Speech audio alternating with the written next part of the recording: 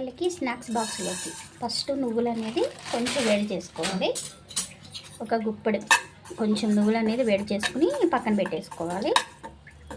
Heat అయిపోయినాయి బాగా పక్కన పెట్టేసుకుని, అలాగే కూల్ మకానా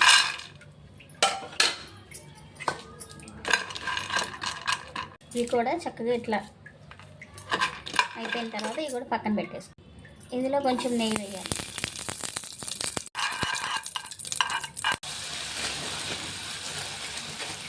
బెల్లం వేసేయాలి.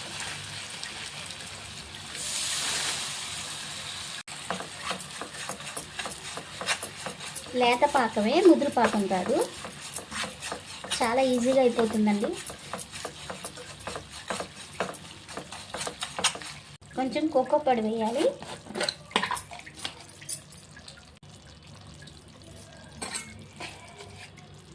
కోకో పొడి ఎక్కువ వేయచ్చు, బాగుంటుంది. చాక్లెట్ లాగా పిల్లలు తినేటప్పుడు అలా చాక్లెట్ ఫ్లేవర్ వస్తుందన్నమాట. కొంచెం ఇలాచి,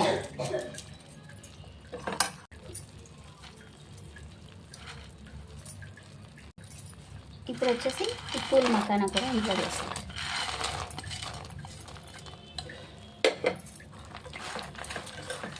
అంతే, రెడీ అయిపోయింది.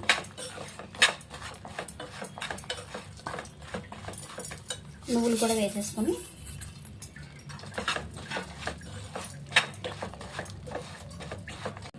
అంతే రెడీ అయిపోయిందండి. ఇది చల్లారాక ఇట్లా మనకి బాగా అదేమంటారు, మనకి తినేటప్పుడు కరకరలాడేట్లు వస్తుందన్నమాట. ఇది కొంచెం చల్లారాలి. చల్లారాక మీకు చూపిస్తాను. చూసారు కదా ఇలా కరకరలాడుతూ అసలు ఎలా వచ్చాయో చల్లారాక. బౌల్లో వేస్తున్నాను.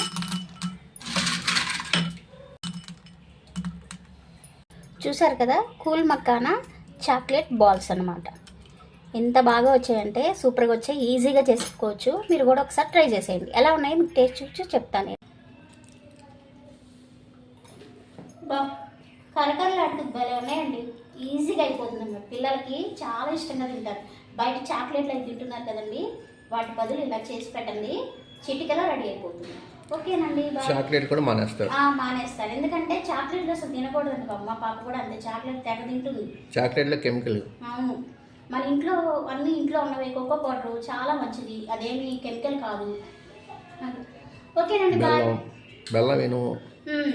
అవును, అలాగే నువ్వులు కూడా చాలా మంచిది పిల్లలకి ఏంటి, పెద్దవాళ్ళకి ఏంటి, ఎవరైనా తినాలన్నప్పుడు అప్పుడు అసలు ఎంత కరకరలాడుతూ వచ్చాయి. అసలు ఈ చక్కగా